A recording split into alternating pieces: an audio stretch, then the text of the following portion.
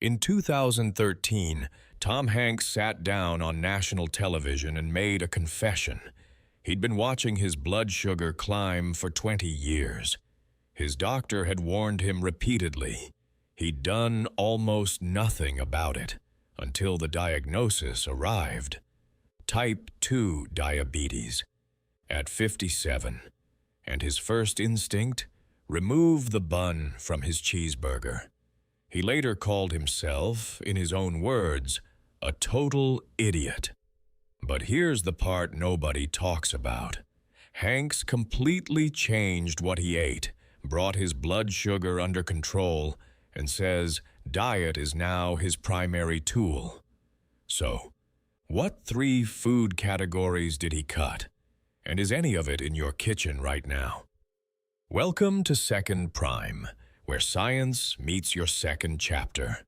Today we're using Tom Hanks' very public health journey as a doorway into the real science.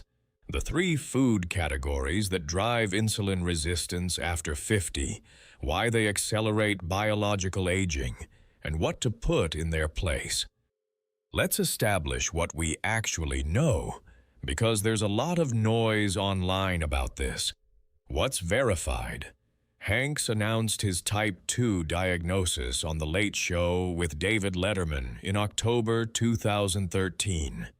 He acknowledged elevated blood sugar since his mid-30s, likely worsened by the dramatic weight cycling he did for film roles. His doctor told him directly, "Reach your target weight and the diabetes goes away." Hanks has since said publicly that he watches what he eats, his exact words, to a point of boredom.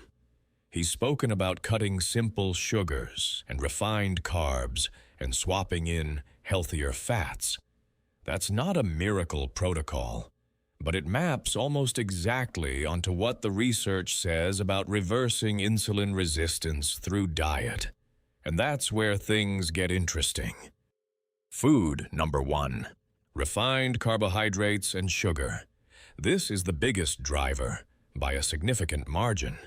I want to explain the mechanism, because cut the carbs has become such a cliché that people stop actually hearing it. When you eat refined carbohydrates, white bread, white rice, pastries, breakfast cereals, your blood glucose spikes fast. Your pancreas floods your bloodstream with insulin. Do that repeatedly for years, and your cells start ignoring the insulin signal. That's insulin resistance. And after 50, your body is already less efficient at this whole process, meaning the damage accumulates faster than it did in your 30s. But here's the aging piece that most people miss entirely. Those repeated glucose spikes trigger something called advanced glycation end products, AGEs, not a coincidence on the name. They're compounds formed when sugar binds to proteins in your body. They stiffen arteries, damage your skin collagen, and drive systemic inflammation. A 2023 review in the journal Nutrients confirmed that dietary AGEs play a significant role in the aging-related decline in insulin sensitivity. Refined carbs don't just spike your blood sugar, they chemically accelerate aging. If this is landing, the like button is right there. Food number 2. Ultra-processed foods. This category is broader than most people realize. Not just fast food, anything arriving in a package with more than 5 ingredients you couldn't find on a grocery store's fresh shelves.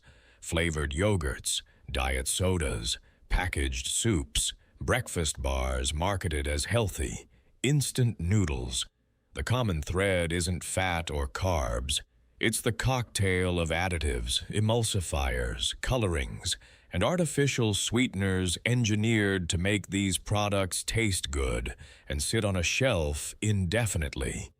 Here's what that does to your gut. A 2025 review in Nutrients found that ultra-processed foods significantly reduce populations of two critical gut bacteria, Akkermansia mucinifila and Faecalibacterium prausnitzi, both essential for gut barrier integrity and inflammation control. When those populations collapse, your gut lining becomes more permeable. Bacterial fragments leak into your bloodstream. Your immune system fires a low-grade inflammatory response, the same inflammation driving insulin resistance and accelerated aging. A 2023 meta-analysis of more than 23,500 participants confirmed highest ultra-processed food consumers had significantly greater risk of metabolic syndrome. Ultra-processed foods now make up more than half the average American adult's daily calorie intake. Food number 3, refined seed oils. And I'll be upfront, this one is genuinely contested in the scientific literature. Soybean oil, corn oil, sunflower oil. These are extracted through high-heat industrial processes and dominate the packaged food supply. The concern, they're extraordinarily high in omega-6 fatty acids. The average American's omega-6 to omega-3 ratio is estimated around 16:1. The metabolic health target is closer to 4:1. That imbalance, some researchers argue, feeds chronic low-grade inflammation, the same inflammation worsening insulin resistance. A 2025 review from Johns Hopkins Bloomberg School of Public Health acknowledged this debate directly. Some evidence links excess linoleic acid, the primary omega-6, to oxidative stress and inflammatory pathways. Other controlled studies suggest these oils improve insulin sensitivity compared to saturated fats. Here's where the evidence lands, honestly. The oils alone, in moderate amounts, probably aren't the main villain. The real problem is where you find them, packed into ultra-processed foods, fast food, commercially fried products. Cut those foods, and you've largely cut the oils. For home cooking, swapping to extra virgin olive oil isn't controversial. It's one of the most replicated findings in nutrition.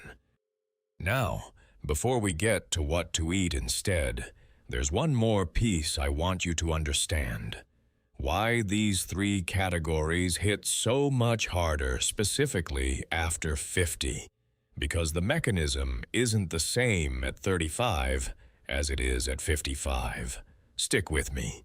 And if you're finding this useful, hit subscribe. New longevity videos every Monday and Thursday. So why do these foods hit harder after 50? 2 things happen simultaneously as you age. First, insulin sensitivity naturally declines. Your muscle cells, the primary site where glucose gets burned, start shrinking if you're not actively preserving them. Less muscle means less metabolic capacity. The margin for error gets smaller every decade. Second, your gut microbiome becomes less diverse. Beneficial bacteria that regulate inflammation and help metabolize food efficiently are easier to knock down and harder to rebuild. So the same bowl of cereal that barely moved the needle at 35 can spike your blood sugar significantly at 55. This isn't pessimism, it's biology. And here's the good news. It means dietary changes work faster and more dramatically in this age group, not less. The DIRECT trial, published in the Lancet Diabetes Endocrinology, followed people with type 2 diabetes for 5 full years. With diet